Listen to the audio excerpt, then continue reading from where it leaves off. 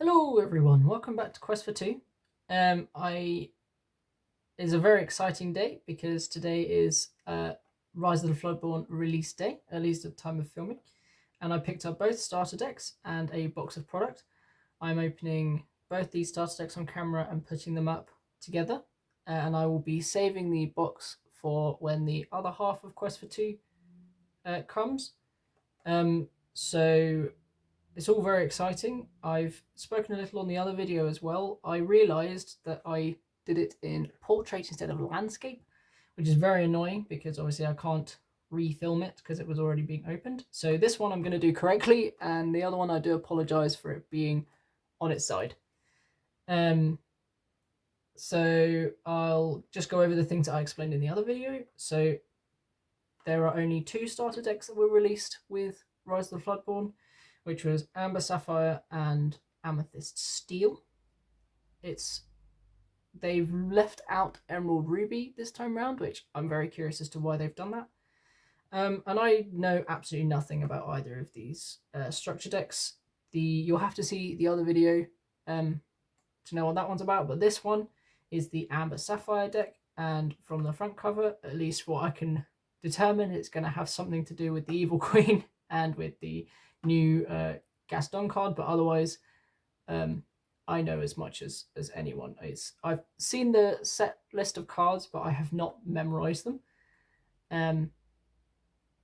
So I'm very excited to see what this deck is all about. The other one was a bit more obvious, so let's crack into this one.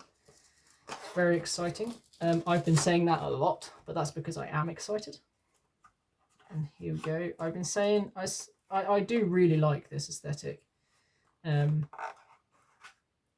I hope that I'm curious to see how set releases go moving forwards. I'm gonna throw that over there. How set releases go moving forwards when it comes to like color scheming and things. So we're just gonna put the deck here. So we have got a deck, a pack of cards of the Rise of Floodborn pack, same art, funnily enough. We have the instructions and lore tracker, which is absolutely beautiful. I much prefer this to the current one, I'll admit. And we have the rules, and then the new token and lore tracker token, and yes, the damage tokens. And this is the new instructions. So there doesn't seem to be any differences on the instructions. So I'm just going to go straight to the deck guide and read it out to you all, and we'll see if we can make something of it. Teamwork makes the dream work in this deck. The more of Snow White's 7 dwarfs friends you have in play, the more effective they can be. Once Grumpy Bad-Tempered shows up, for example, your other 7 dwarfs get +1 strength. Grand Duke Advisor to the King gets +1 strength to royalty, but that's not enough for the Queen commanding presence. When she quests, she saps 4 strength from an opposing character and grants it to whoever she wishes. What an adventure without friends to come home to. Christopher Robin Adventurer is happy to quest for 2 lore, and he gains 2 lore if you have at least 2 other characters in play when he readies. Along the way, use your gumbo pot to cook up regular healing, or look to Popsicle for a burst of healing energy. Unlock the power of the Amber and Sapphire deck with solid teamwork. Good luck. So this is going to be a lot more teamwork heavy than the last Amethyst Amber deck. It was still teamwork heavy, but this one I think is going to be less about flooding the board and more about just making sure all your cards work together, which is going to be very cool. So let's see what this is all about.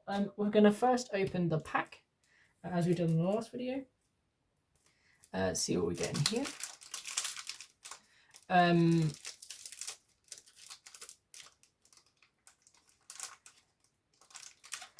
don't think there's a very nice way of opening these yet, but that always seems to work for me.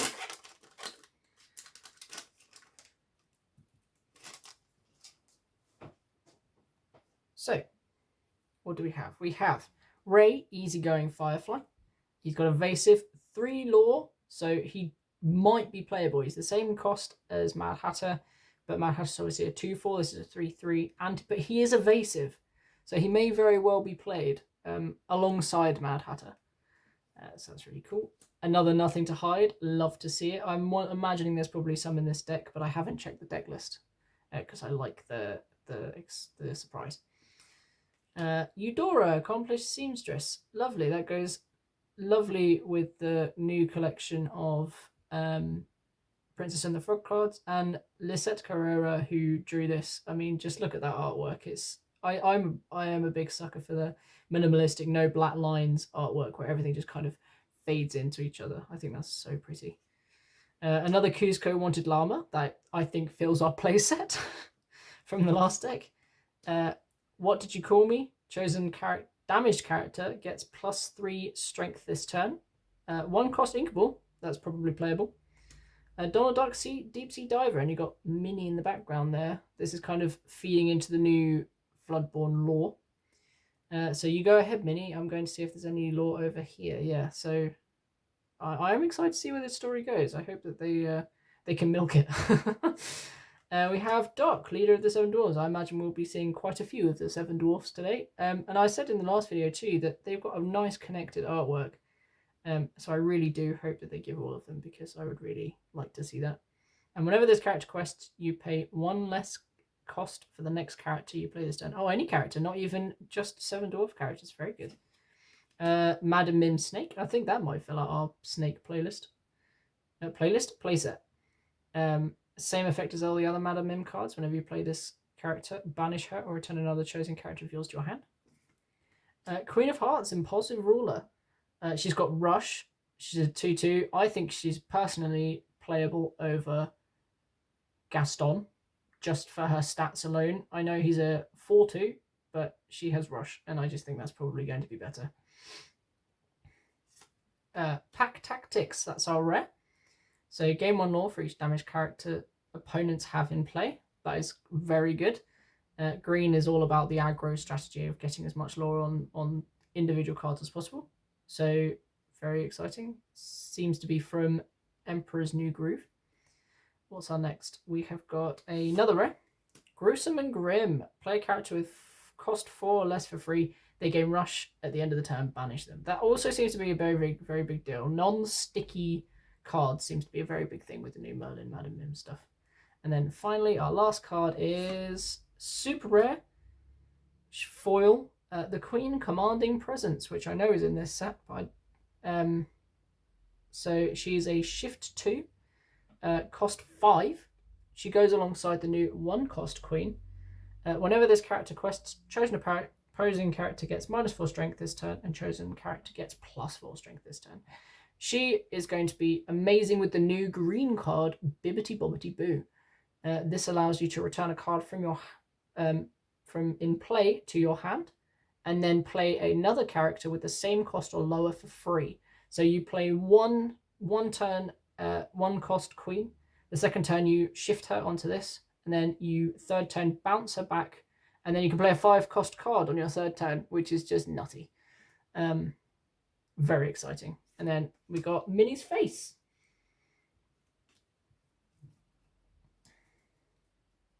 Okay. Now let's crack into the thing you're all here for, the deck itself. You can already tell what's on top there, but I'm looking forward to kind of seeing the strategy that this implores, because the last one had clear themes to it. Oh, I tore it. I hope that doesn't upset anything.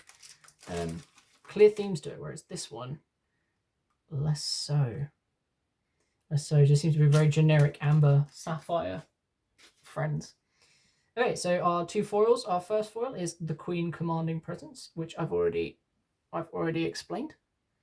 Oh, so I'll put that down. And then the second one is rare. Foil rare is Gaston Intellectual Powerhouse. Floodborn, shift 4, cost 6, non-inkable. When you play this character, look at the top 3 cards of your deck. You may put 1 into your hand, put the rest on the bottom of your deck in any order.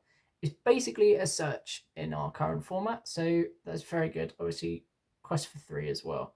I do think that he will be playable. Okay, now we're on to the Amber cards. So in alphabetical order, we have Bashful Hopeless Romantic, a 4-cost inkable, one of the Seven Dwarfs characters. And this card can't quest unless you have another Seven Dwarfs character in play to stop you getting the juicy 3 lore off immediately. The Seven Dwarfs characters do kind of work together from what I remember, but they're not too reliant on each other. This is the only one that is hugely reliant on the other ones to be able to be actually used. And then we get 2 of him. Christopher Robin Adventurer. Whenever you ready this character, if you have 2 or more other characters in play, gain 2 lore. Perfect for the flooding strategy. I do think, he's a rare, rightfully so. I think he will absolutely be playable. I think he'll probably end up being one of the core components of some of the new flood cards.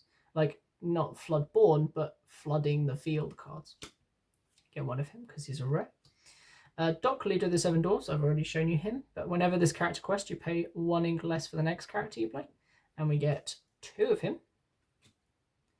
Dopey, always playful.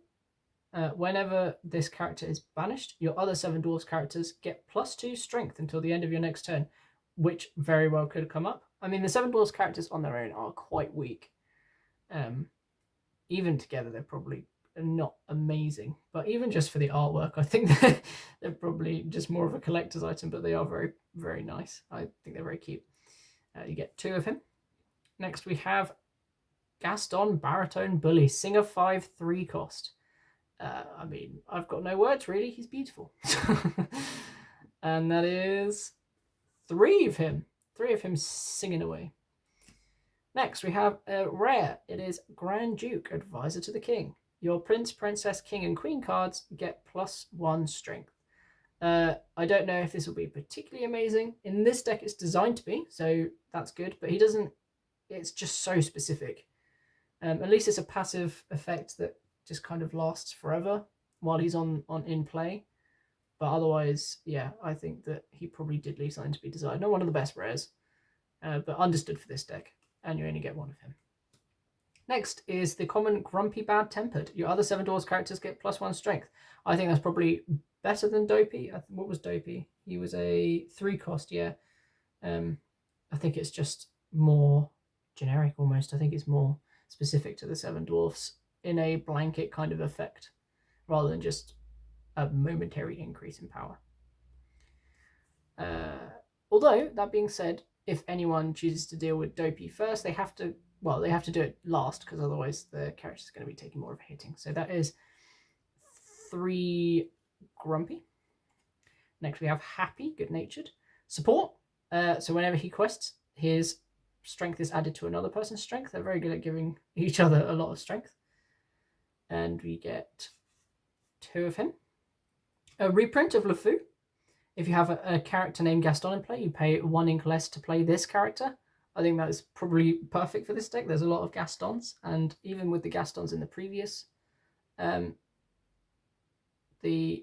strategy, I think I didn't make clear when I opened the Queen of Hearts, I meant the red Gaston that was released in set 1, that she's better than. These Gastons are very different. Perfect reprint for this deck, though. I think that makes absolute sense, because Gaston has been a big part of this one, and you get 2 of him.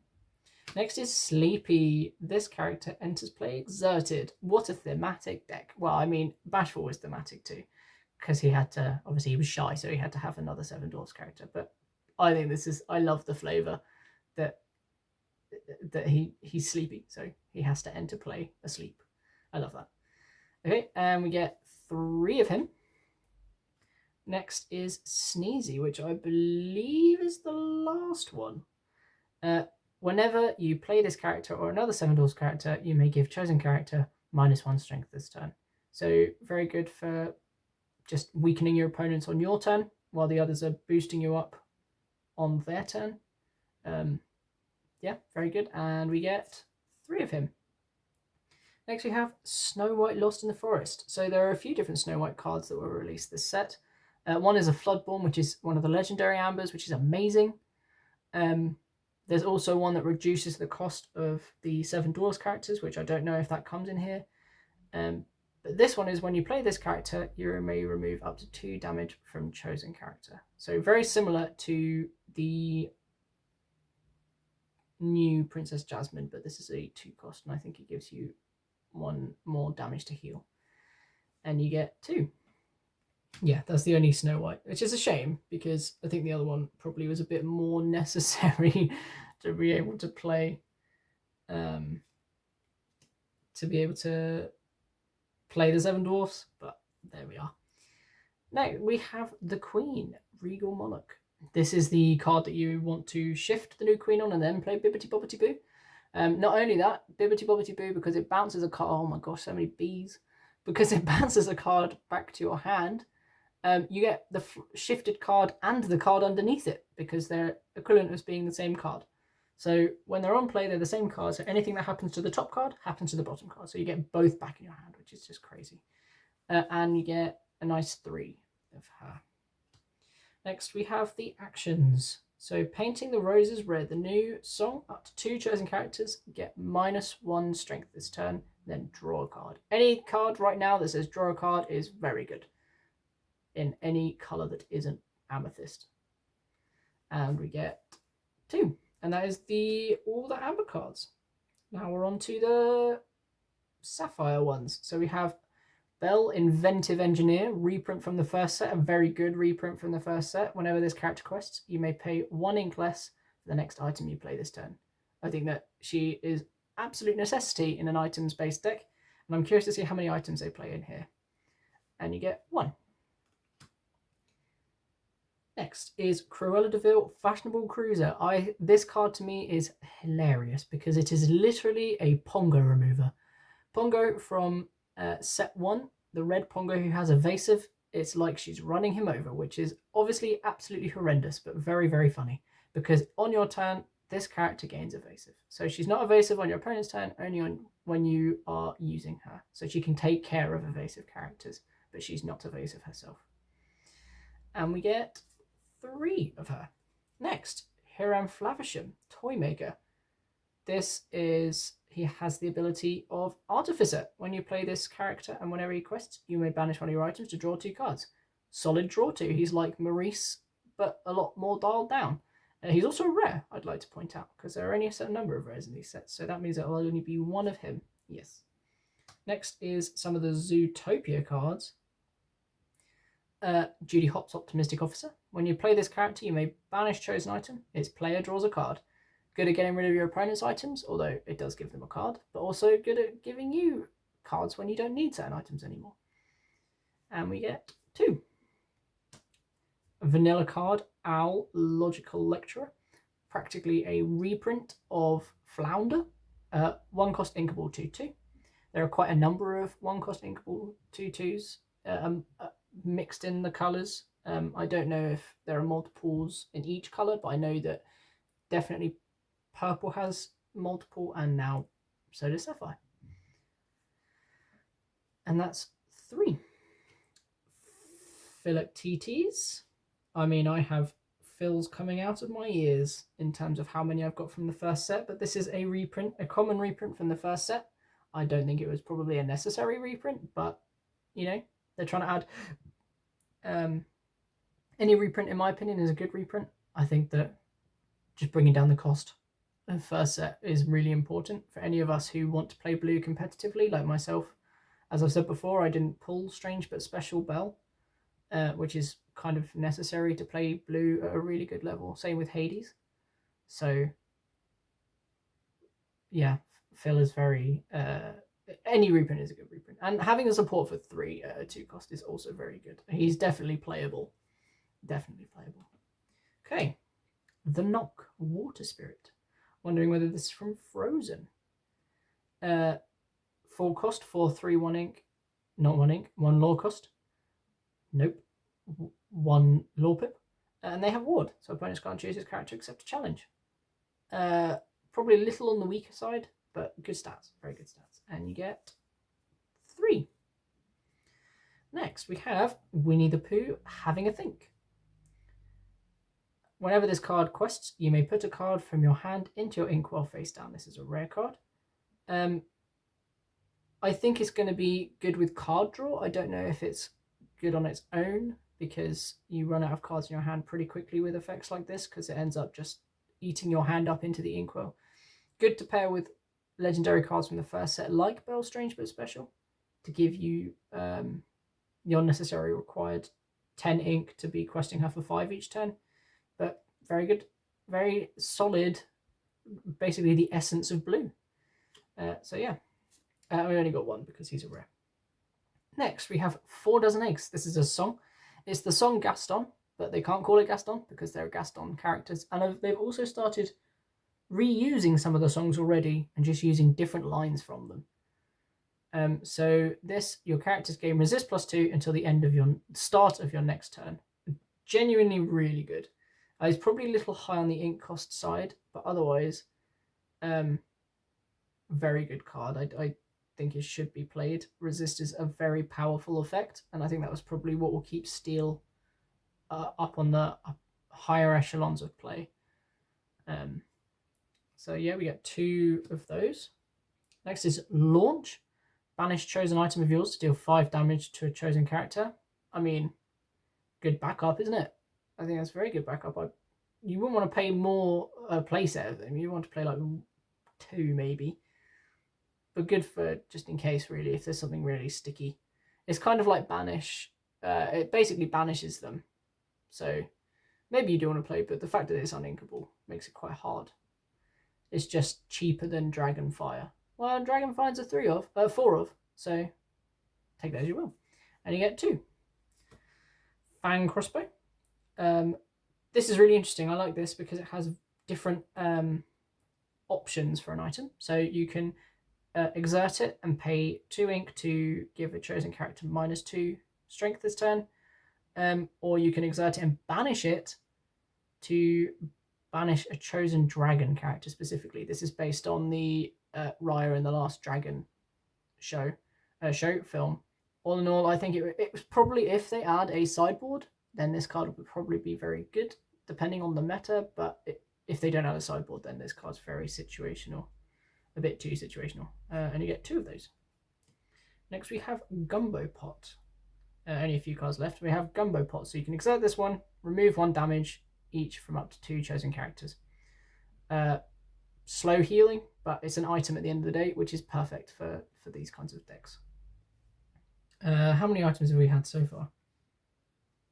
So this is the second item. And the third item is Popsicle, which we opened a pack in the last set that has synergy with Popsicle. When you play this item, you may draw a card.